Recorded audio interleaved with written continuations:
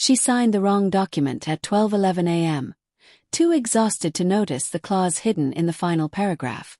The office was quiet, the fluorescent lights humming like they were tired too, and the pen felt heavier than it should have in her hand. Danielle Moore just wanted the night to be over. By the time she realized what she had done, the ink had dried. The man across the table didn't rush her.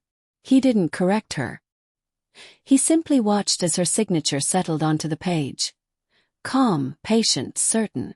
When he finally stood, adjusting the cuff of his tailored jacket, his voice was low and controlled.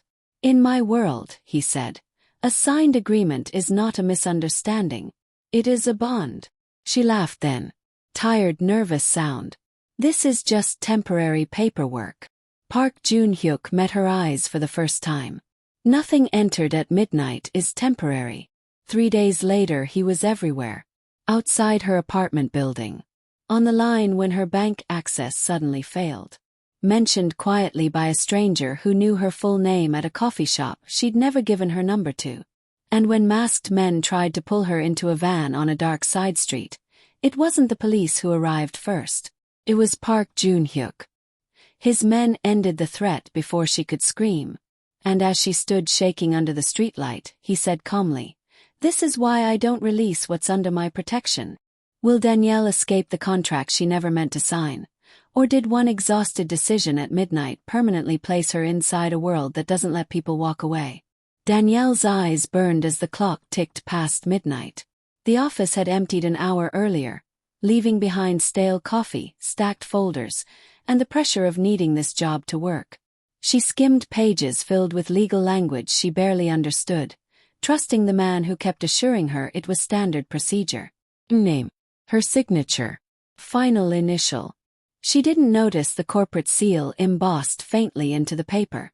She didn't see the second folder beneath the desk, already bearing her information. When she stepped outside into the night air, the city felt unchanged. Taxis passed. Neon signs flickered. Life went on. It wasn't until the next morning, when her phone wouldn't open her banking app, when her employer said her position had been reclassified, when a black sedan idled across the street, that she understood. This wasn't a mistake that could be corrected. It was a door she had walked through. And Park Joon-hyuk was waiting on the other side. The clock above the receptionist's desk clicked over to 12:03 a.m. with a soft, almost apologetic sound. Danielle Moore noticed it because everything else in the office had gone quiet. No phones ringing. No footsteps in the hall. Just the low hum of fluorescent lights and the faint smell of burnt coffee that had been sitting on a warmer too long. She rubbed her eyes with the heels of her hands and immediately regretted it. The room swayed for half a second, then settled. She hadn't meant to stay this late. Midnight paperwork had never been part of the plan. But the woman from HR had smiled sympathetically and said, "Just a few more forms, Danielle. Then you're free to go." Free sounded good. Danielle shifted in the chair, the vinyl sticking slightly to the back of her thighs. Her phone buzzed in her bag. Another reminder she didn't have time to check. Rent was due. Her car needed repairs. She'd already picked up 2 extra shifts this week and still felt like she was drowning. This job, temporary or not, was supposed to be a lifeline. The man across the desk waited without speaking. He hadn't introduced himself at first. He'd just been there when she was escorted into the office. Tall, impeccably dressed, hands folded neatly on the table as if he had all the time in the world. He looked out of place in a building like this, too composed for the flickering lights and scuffed floors. "Standard onboarding," he'd said earlier. His voice smooth and unhurried. Nothing complicated. Danielle believed him because she needed to. She flipped through the pages now, skimming lines of dense text that blurred together. Legal language always felt like a foreign language to her. Sentences that went on too long, words that sounded important without explaining themselves. She caught phrases like temporary assignment and corporate confidentiality and nodded along as if she understood. "Do you have any questions?" the man asked. Danielle hesitated. Her instinct told her she should slow down, read every line carefully. But her head ached, and the thought of missing the last bus made her chest tighten. "No," she said finally. "I just want to make sure this doesn't lock me into anything permanent." The man smiled just slightly. Not reassuring, not threatening, just confident. "Nothing entered in good faith is meant to trap you," he said. The words sounded reasonable, comforting even. Danielle exhaled and reached for the pen. Her name appeared again and again on the page, printed neatly where she was meant to sign. She signed where the tabs marked applicant, initialed where yellow stickers told her to. The pen scratched softly, the sound loud in the empty office. She didn't notice the paragraph at the bottom of the final page, the one written in smaller font, tucked beneath a block of text she thought she'd already read. She didn't notice the corporate seal embossed faintly into the paper, only visible when the light hit it just right. To sign. The man stood. The movement startled her more than it should have. He straightened his jacket, smooth and dark, and gathered the papers into a folder with careful precision. "That's it?"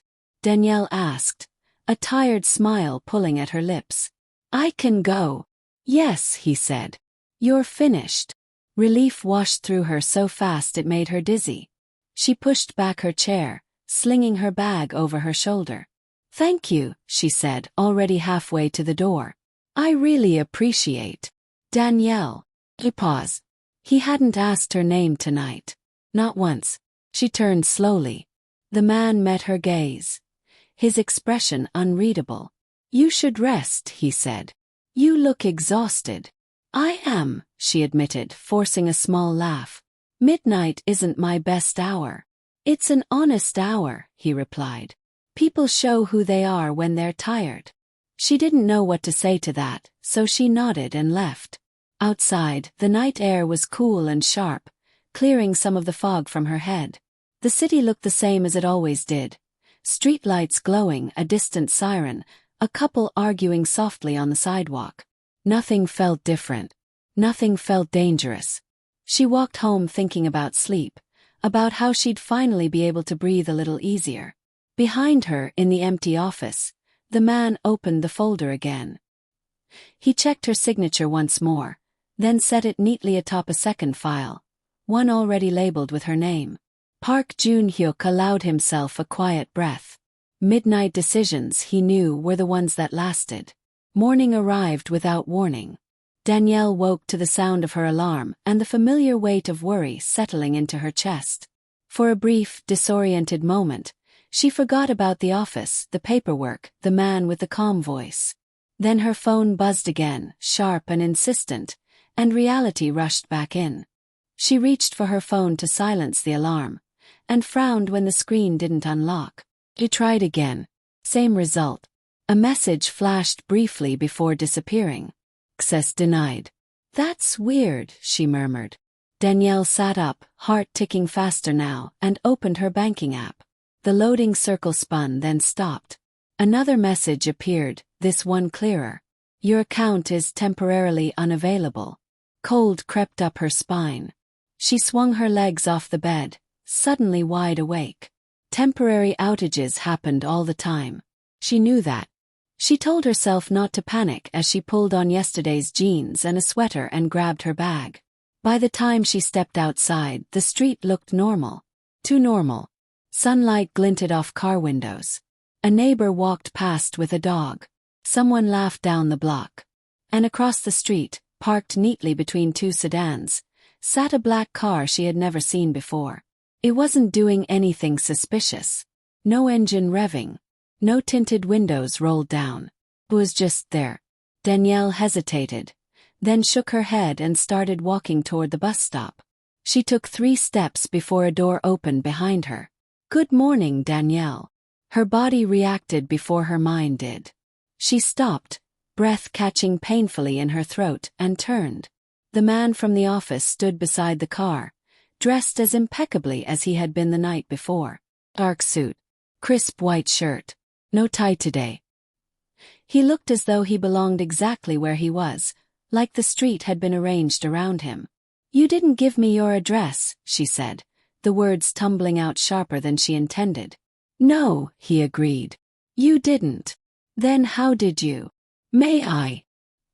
He gestured toward the sidewalk, not blocking her path, simply existing within it. Danielle folded her arms tightly across her chest. You said the paperwork was standard. It is. My bank account is frozen. Yes. The single word landed like a blow. Her mouth opened then closed again. That's not, you can't just. I can, he said gently. And I have.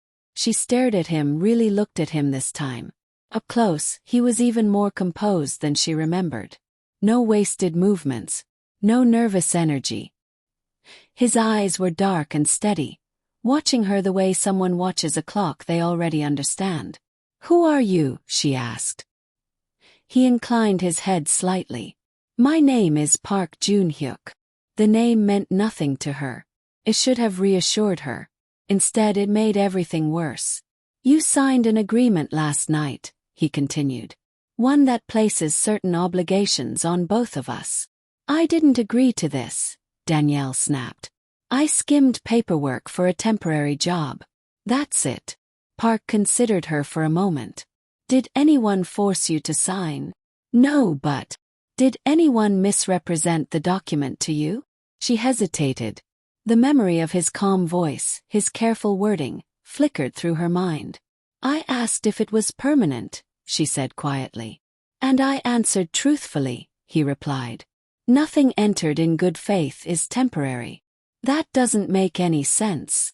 In my world, Park said, contracts are not suggestions. They are commitments. Midnight contracts most of all. Anger surged hot and sudden. So what? You hide clauses in fine print and just expect people to accept it. I expect people to understand that signatures matter. Danielle's phone buzzed again. This time it was a call, from her supervisor. She answered it on instinct, putting it on speaker without taking her eyes off Park. Danielle, the voice said, strained and uncomfortable. We need to talk about your position. Her stomach dropped. What about it? There's been a restructuring. Effective immediately. Your role has been absorbed by another department. What? Danielle laughed, the sound brittle. You can't just, I was scheduled today. I'm sorry, the voice said. It's out of my hands. The call ended. Silence settled between them. Park didn't look pleased or smug. If anything, he looked unsurprised. You see, he said softly, this is why I came personally. Confusion is unpleasant. I prefer clarity. You did this, Danielle whispered. Yes. Her hands were shaking now. Why? Because you belong to an entity I control, Park said. And that means your stability is my responsibility. I don't belong to you. Not to me, he corrected. To the contract. He stepped closer, not threateningly, not hurriedly, just close enough that she could smell something clean and understated like expensive soap. I am not your enemy, Danielle, Park said. But I am the man behind what you signed. Her chest felt tight, her thoughts scrambling for something solid to grab onto. There has to be a way out, she said. Park's gaze didn't waver. There is no exit clause. The words settled heavily between them. This is a mistake, she said again, weaker now. Park Jun-hyuk watched her the way he had watched her sign her name. Some things, he said quietly, stop being mistakes the moment they are acknowledged.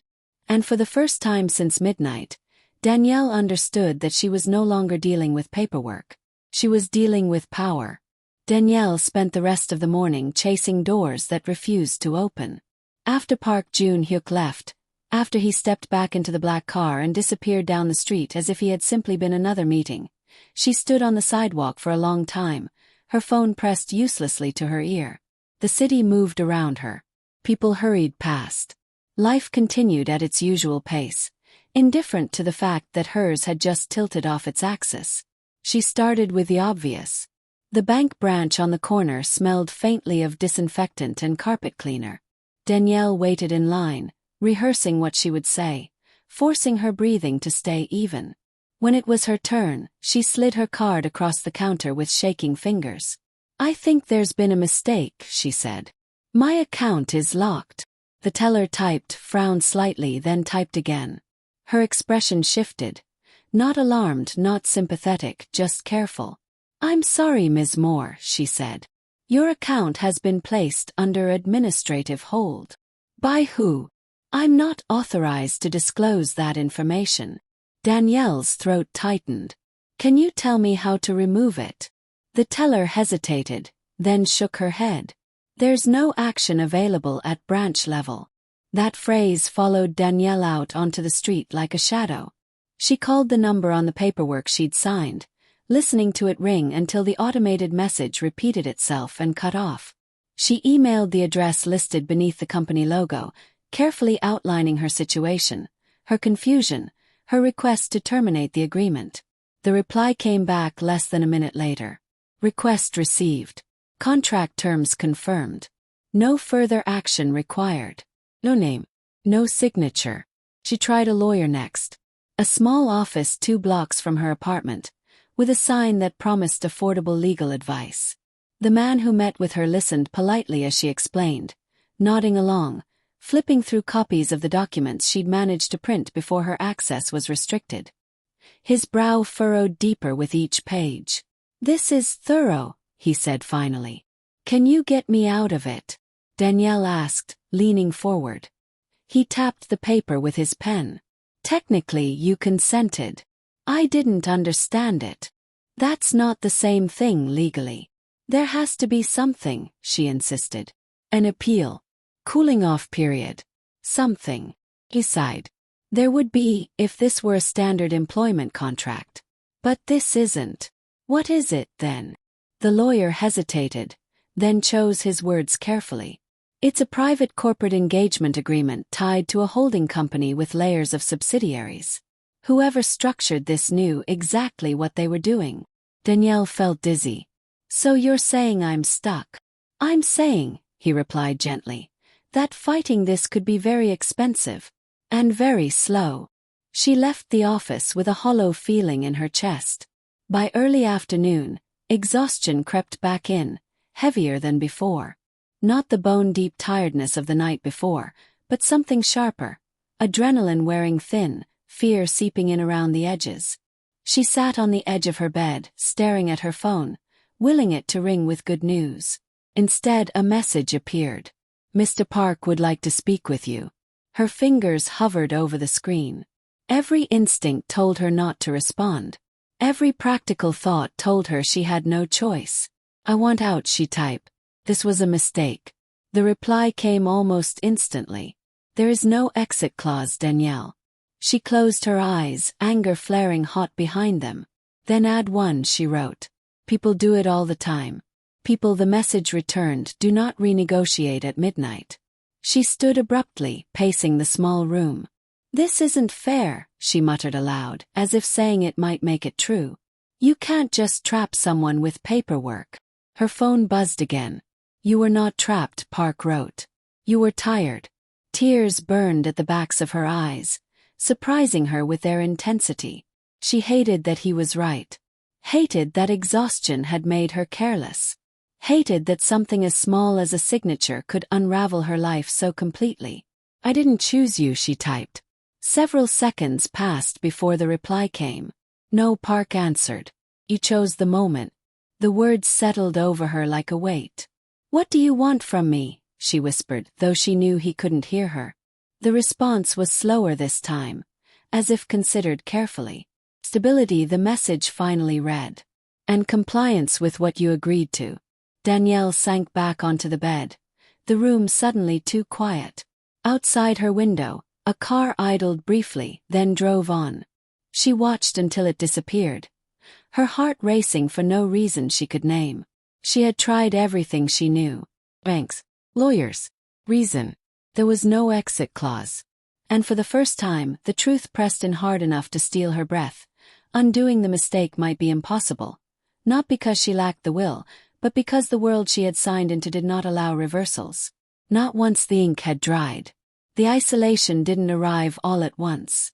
It slipped in quietly, like a fog she didn't notice until she was standing in the middle of it. By the second day, Danielle stopped pretending things would fix themselves. Her phone still worked, but it felt different in her hand now. Lighter somehow, unreliable. Calls went unanswered. Messages were read but never replied to. When she finally reached her sister that evening, relief flooded her so fast it almost hurt. "Thank God," Danielle said, pacing her living room. "I need help." There was a pause on the line. Not silence exactly, just hesitation.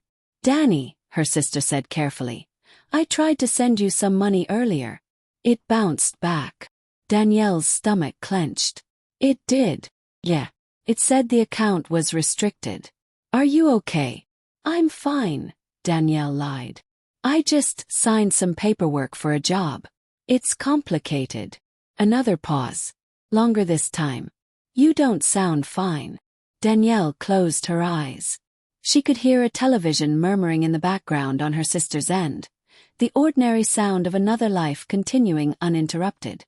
"Can I come stay with you for a few days?" she asked. "Just until I sort this out."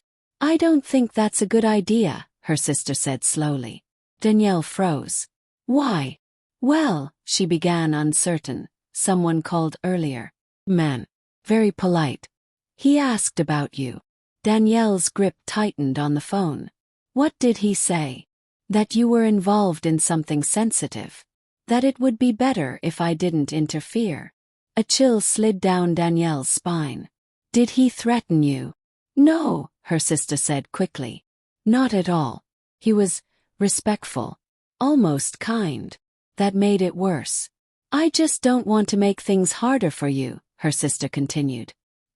"He said you needed space." Danielle swallowed hard. "He doesn't get to decide that." "I know," her sister said, sounding unconvinced. Call me when this is over, okay?" The line went dead. Danielle stood there for a long time, staring at the blank screen. She told herself it was coincidence, that people got nervous, that her sister was just being cautious. But when her friend Maya canceled dinner that night with a vague excuse about work, and then didn't answer when Danielle called back, the pattern became harder to ignore. She tried to buy groceries the next morning, standing in the checkout line with a basket of essentials. Milk, bread, few cans of soup. When she handed over her card, the machine beeped softly and flashed red. "Declined," the cashier said, not unkindly. Danielle tried again. Same result. "I can put it back for you," the woman offered. Danielle nodded, face burning, and left the store empty-handed. Outside, she leaned against the brick wall and let herself breathe. The street felt different now, like she was out of sync with it. People passed her without looking twice, unaware that something invisible had wrapped itself around her life and begun tightening. Her phone vibrated. "You didn't eat," the message read. Danielle stared at it. "How would you know?" He typed back. "You were at the store for 12 minutes, Park replied. "And left without a purchase." Her heart began to pound. She turned slowly, scanning the street. No black car. No familiar face. Just strangers and sunlight and the low hum of traffic. "Are you watching me?" he wrote. Several seconds passed. "I'm ensuring you're safe," came the response. "This is control," she shot back. "Not protection." "Protection often feels that way," Park replied. Danielle pushed herself off the wall and walked home, every step feeling heavier than the last. Inside her apartment, the silence pressed in from all sides. No music from the neighbor upstairs. No laughter from the courtyard. It felt like the world had quietly stepped back and left her alone in the center of it. Her email chimed. "Your lease has been flagged for review." She laughed then, a sharp, almost hysterical sound. "You're taking everything," she said aloud, as if he could hear her through the walls. Her phone buzzed immediately. "I'm preventing instability," Park wrote. "Panic leads to poor decisions." "You're isolating me," she replied. "That's what abusers do." The response took longer this time. "Abusers create chaos," Park answered finally. "I remove it." Danielle sank onto the couch, burying her face in her hands. She thought about the man he'd been in the office. Calm, composed, almost forgettable. She understood now that the quiet was the point. There were no raised voices. No threats she could point to. Just systems closing one by one, until resistance felt impractical. By evening, even her building felt different. The doorman greeted her by name in a tone that suggested instruction rather than familiarity. A neighbor she waved to looked away. When the knock came at her door, she wasn't surprised.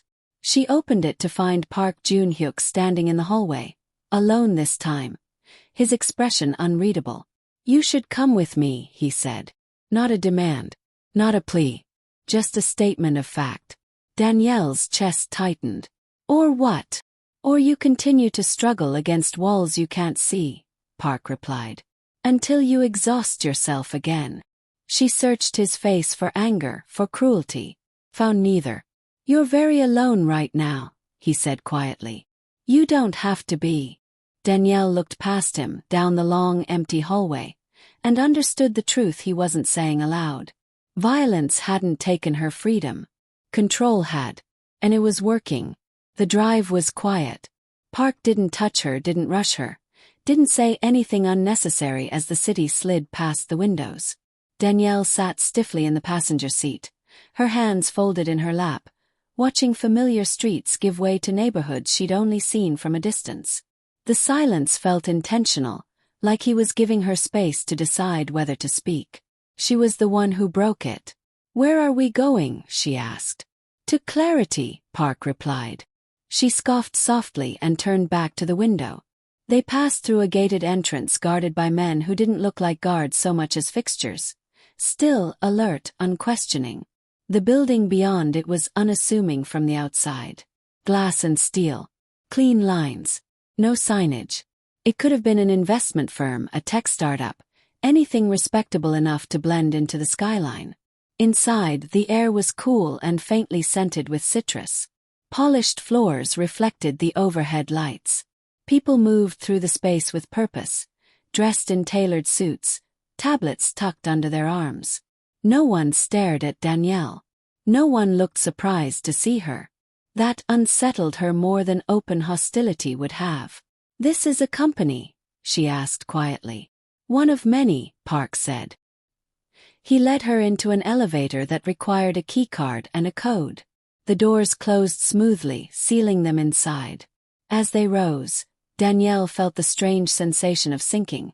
Like the higher they went, the deeper she was being pulled into something she couldn't see the bottom of. The doors opened onto a floor that felt different. Quieter. More controlled. Park guided her into a conference room with floor-to-ceiling windows overlooking the city. The view was breathtaking, distant and impersonal all at once. He gestured for her to sit. He didn't. "You promised clarity," she said. "Start talking." Park studied her for a moment, then nodded. "Fair." He moved to the window, hands clasped behind his back.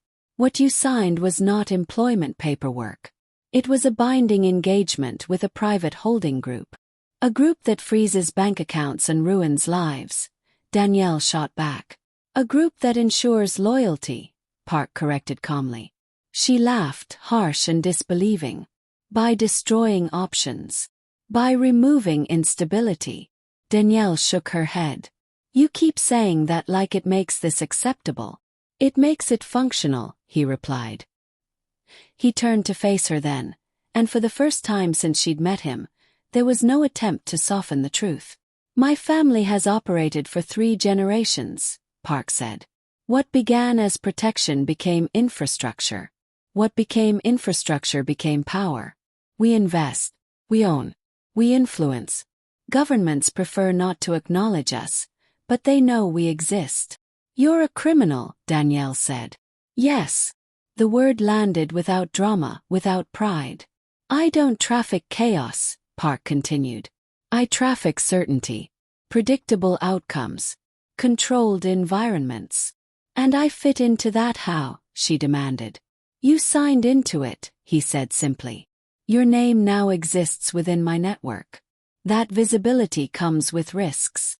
The memory of the store, the declined card, her sister's hesitation flickered through her mind. "So you isolate people," she said. "Make them dependent."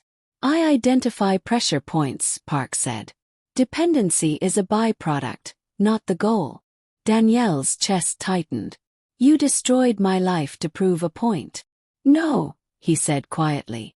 I revealed how fragile it already was. She stared at him, anger burning hot and helpless. You don't get to decide that. I already have. He moved back to the table and tapped the folder resting there. Her folder. She recognized it immediately. Everything you think you lost, Park said, can be restored. Access, employment, stability, even independence within limits. And the cost? She asked. Compliance, he replied. Discretion. Trust. Ownership, she said bitterly. Park didn't deny it. Alignment. Danielle looked down at the city far below. People moved like dots, each one living a life that still belonged to them. She wondered how many had unknowingly brushed up against his world and walked away unharmed, simply because they hadn't crossed an invisible line. You could have just told me, she said. Given me a choice. You had one, Park replied. You signed. Silence stretched between them. Finally she spoke again, her voice lower now. What happens to people who don't align? Park held her gaze. They don't last. The honesty in that answer chilled her more than any threat could have. She realized then that this wasn't about punishment, or revenge, or even her mistake. This was about systems. About power that didn't need to shout because it had already won. And she was standing inside it now, seeing clearly for the first time the world she had signed into.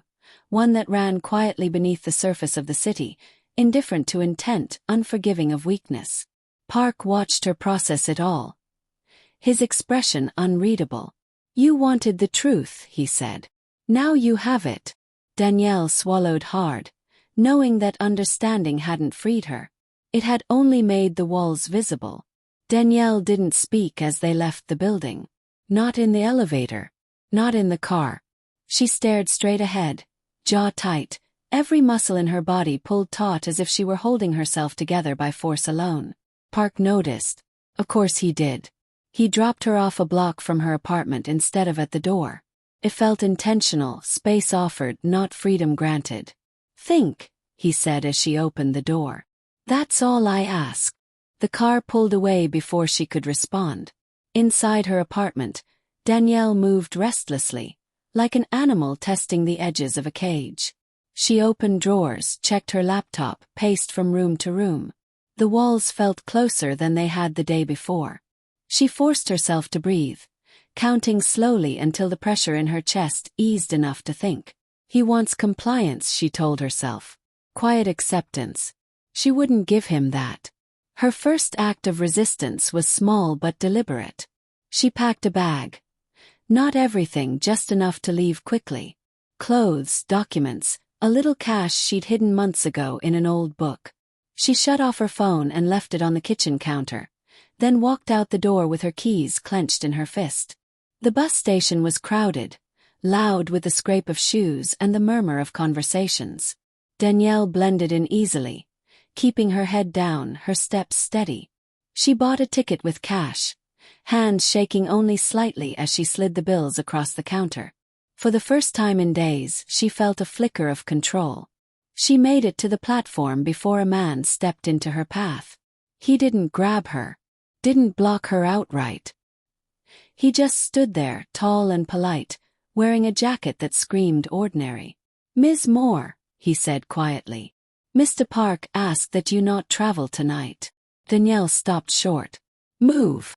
"I can't," he replied calmly. She laughed, sharp and bitter. "Is this how it works? You just send people." "We're here to help you," the man said. "Please don't make this difficult." Danielle's eyes burned.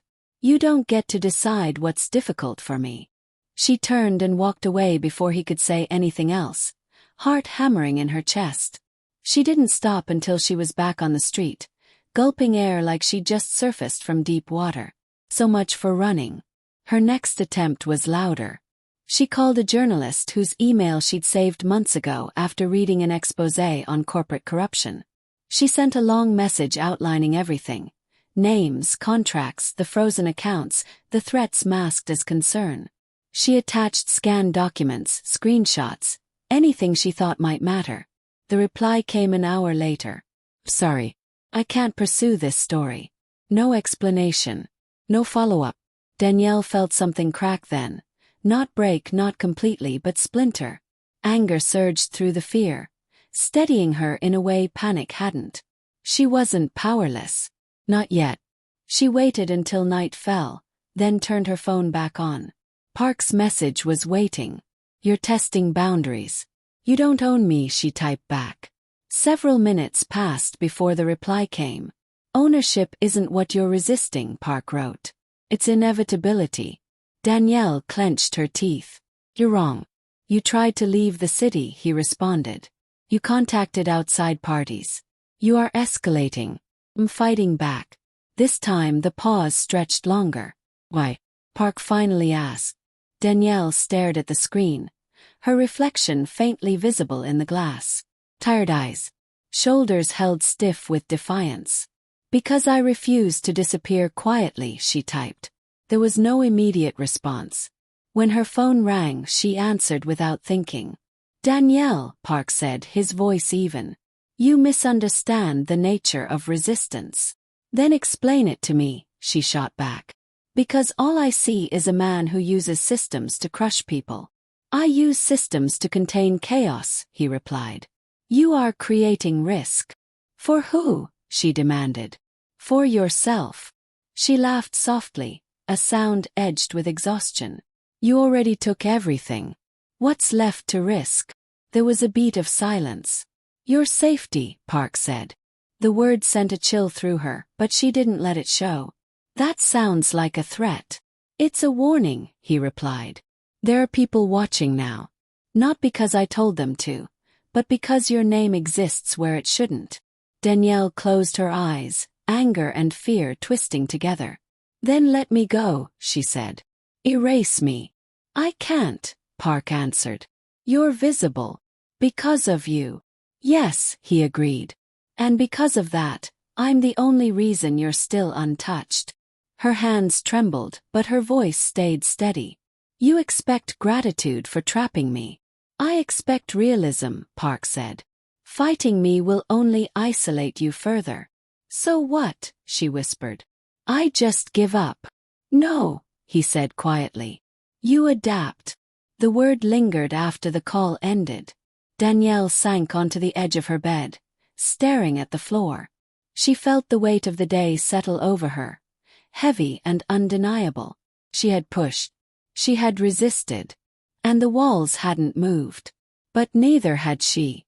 Somewhere beneath the fear, something stubborn and unyielding remained.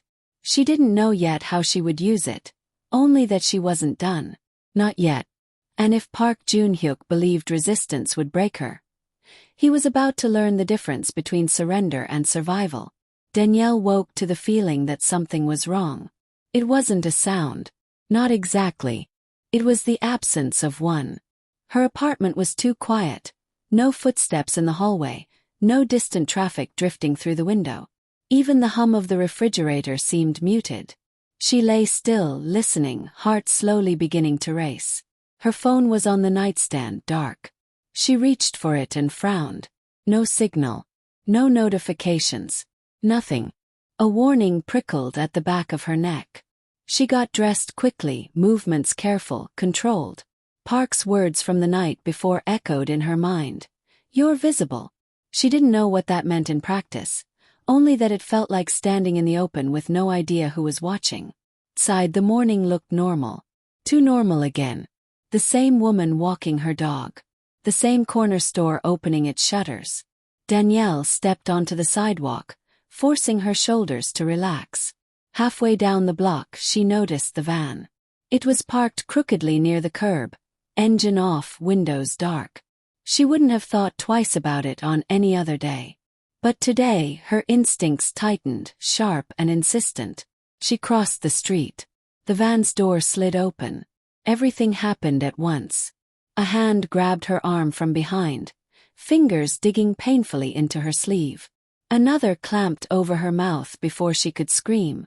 The world narrowed to panic and pressure and the sudden, overwhelming thought that she had been wrong, She hadn't pushed back hard enough. "Quiet," a man hissed in accented English, breath hot against her ear. "You make noise, you make this worse." Her heart slammed against her ribs as she twisted, fighting instinctively. She kicked back, felt her heel connect with something solid, heard a grunt of surprise. The grip on her arm tightened. The van door yawned open wider, dark and waiting.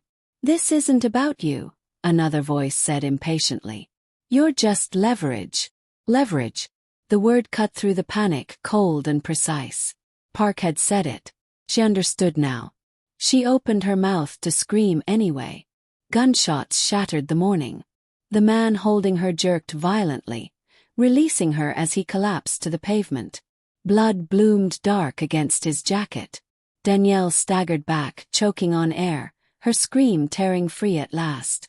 The second man turned to run. He didn't make it 3 steps. More shots rang out, controlled, measured. The man crumpled beside the van, the sound of his body hitting the ground sickeningly final. Danielle's legs gave out. She sank to the sidewalk, shaking so hard she could barely stay upright. Black cars appeared as if summoned, sliding into place with terrifying efficiency. Doors opened. Men stepped out, calm, alert, weapons already lowered but ready. One of them knelt in front of her. "Ms. Moore," he said gently. "You're safe." She stared at him, her vision blurring. They were. "We know," he replied. "Boss is on his way." Her stomach dropped. Park Jun-hyuk arrived less than a minute later. He moved through the scene with controlled urgency, his gaze locking onto her immediately. He knelt beside her, his hands light but firm as he checked her arms, her shoulders, her face. "Did they hurt you?" he asked, his voice low, tight. She shook her head, unable to speak. His jaw clenched. He glanced briefly at the bodies, then back at her. Something dark flickered in his eyes. Not rage exactly, but something colder, more deliberate. "I told you," he said quietly. "Fighting draws attention." She laughed then, a broken, hysterical sound. "You think this is my fault?" "No," he said immediately. "I think this is why I exist." The words sent a shiver through her. An ambulance wailed in the distance, already on its way. Park stood and gave a series of quiet instructions to his men. The scene shifted smoothly into containment. Crowds redirected, phones discouraged, the van blocked from view. Danielle watched it all from the ground, numb, efficient, invisible. Like the violence itself had been swallowed before it could fully register. Park crouched beside her again, lowering his voice. "These men work for someone who wants access to me," he said. "You are the shortest path." "I didn't ask for this," she whispered. "No," he agreed. "You didn't." His hand hovered near hers, not touching. "But now you understand why I cannot let you disappear." Tears spilled down her cheeks, hot and unstoppable. "You said you were protecting me." "I am," Park replied. "This is what happens when protection is absent." She looked at the bodies again, bile rising in her throat. "I could have died." "You didn't," he said. "Because my people were watching." The truth settled heavily over her. She had been a target the moment she resisted. The moment she tried to step outside his reach. Whatever invisible line she'd crossed when she signed that document had drawn other eyes. Hungrier, less controlled. Park stood and offered her his hand. "Come with me," he said. "Now." She hesitated only a second before taking it. His grip was steady, grounding in a way that made her chest ache with conflicted relief. As she was guided into one of the black cars, wrapped in a blanket she didn't remember anyone giving her, Danielle understood something she hadn't wanted to admit. This wasn't about freedom anymore. It was about survival. And whether she liked it or not, Park Jun-hyuk was the reason she was still alive. The house didn't look like a fortress.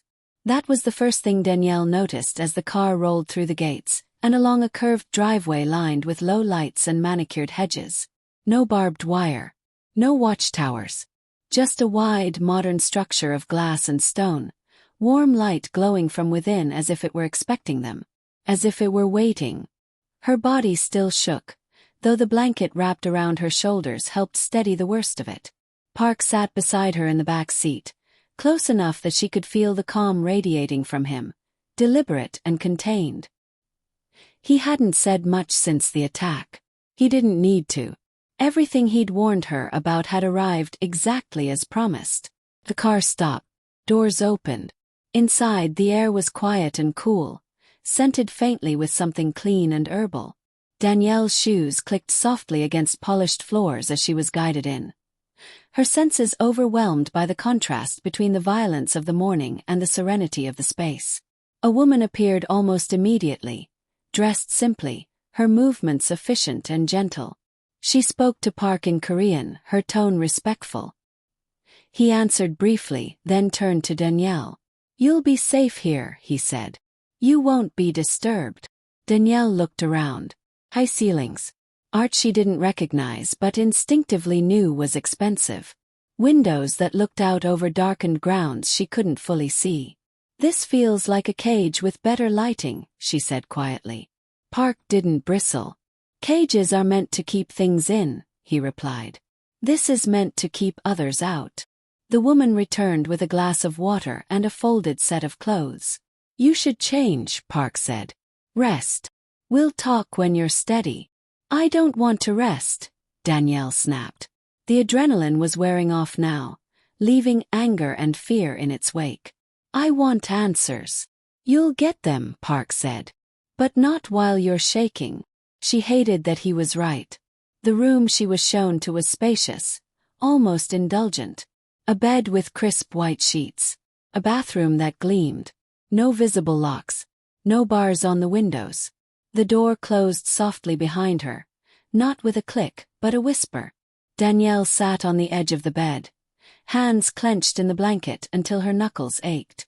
She forced herself to breathe slowly, counting each inhale until the room stopped spinning. After a while, she wasn't sure how long, the door opened again. Park stood in the doorway alone. "You should be angry," he said. "I would be." She looked up at him. "You knew this would happen. I knew it was possible. You let me walk into it." "I warned you," he said evenly. "You chose to resist." The words stung, even though she knew he wasn't wrong. "So this is it," she demanded. "I stay here because you say it's safer." "Yes. And if I don't?" Park was quiet for a moment. "Then I increase the perimeter. The surveillance. The restrictions." Her chest tightened. "So I lose either way." "No," he said. "You live either way." She laughed bitterly. "You call this living?" Park stepped fully into the room, stopping a careful distance away. "I call it surviving long enough to decide what comes next." Danielle stood abruptly, the blanket sliding to the floor. "You don't get to decide my life." "I already have," Park said softly. "Not because I wanted to. Because circumstances forced me to."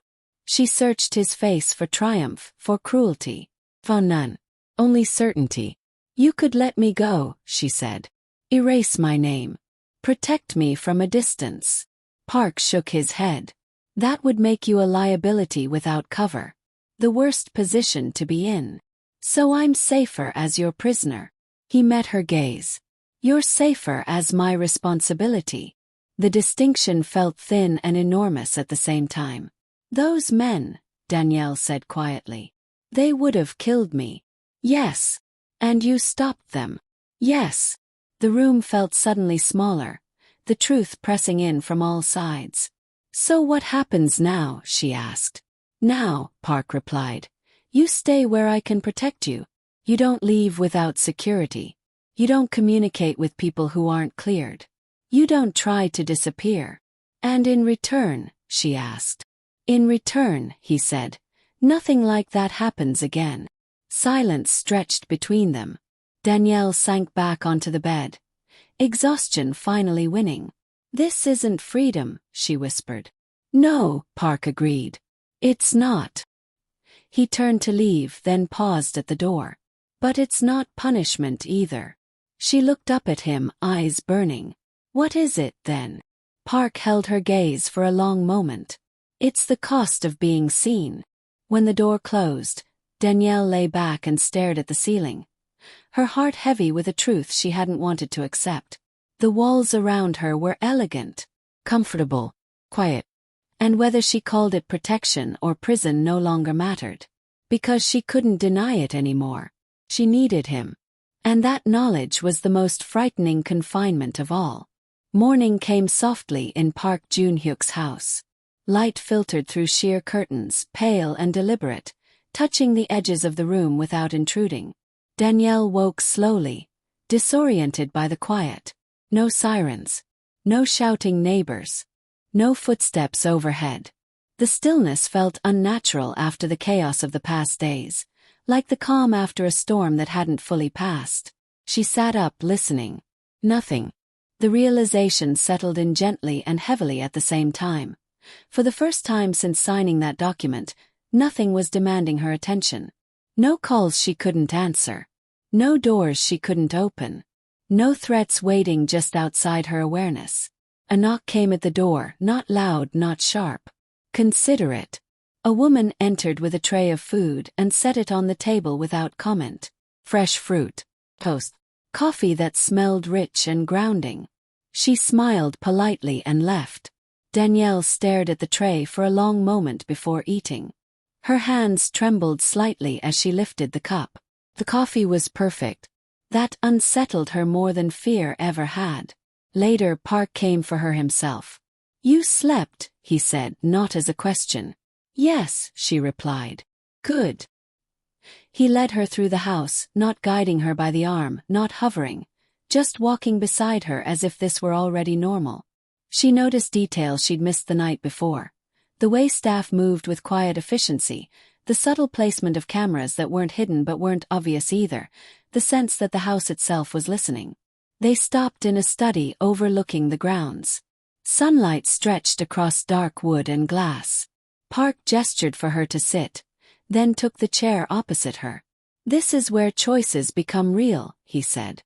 Danielle folded her hands together to keep them steady. You mean where I stop pretending I have one? Park considered her carefully. I mean where you decide how to survive what's already happened. She exhaled slowly. You're not letting me go. No, he said. I'm not. The finality in his voice wasn't cruel. It wasn't triumphant. It was settled like gravity.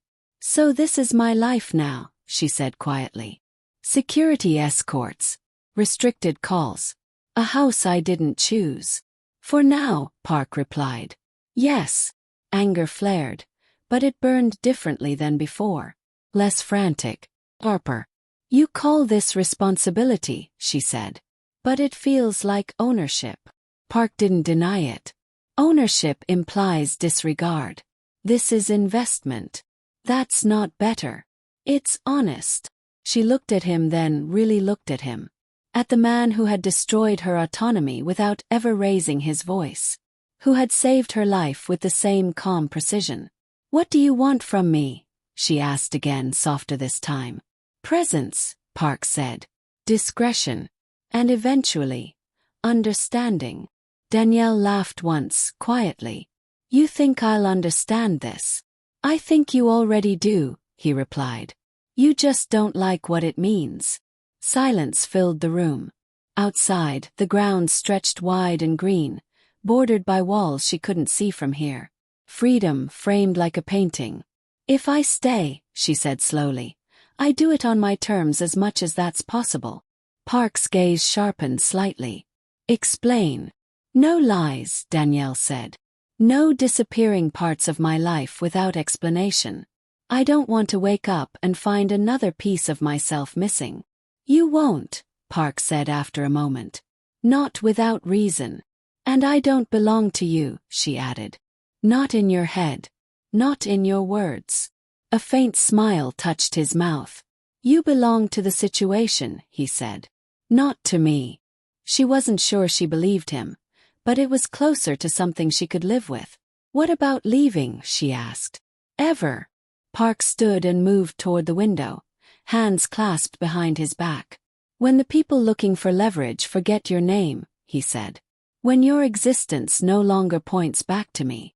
That could take years. Yes. The weight of that settled over her, heavy and undeniable. She thought of the van, the gunshots, the ease with which her life had almost ended. She thought of the quiet this morning, the safety. I won't disappear, she said finally. I won't be silent. Park turned back to her. I wouldn't expect you to. Danielle rose to her feet. Her legs felt steadier than she expected. Fear was still there, coiled deep inside her, but something else had grown beside it. Clarity. Resolve. Then I stay, she said. Not because I surrender, but because I choose to live. Park inclined his head. That choice matters. As she followed him out of the study and deeper into the house, Danielle understood the truth she had been circling since midnight. There was no release. No undoing what she had signed into. But there was agency in how she existed inside it. She wasn't free. But she was alive. And now, fully aware of the world she had stepped into, Danielle Moore crossed the line from captive to participant, knowing that survival in Park Joon-hyuk's world required more than fear. It required strength. And she was done underestimating her own.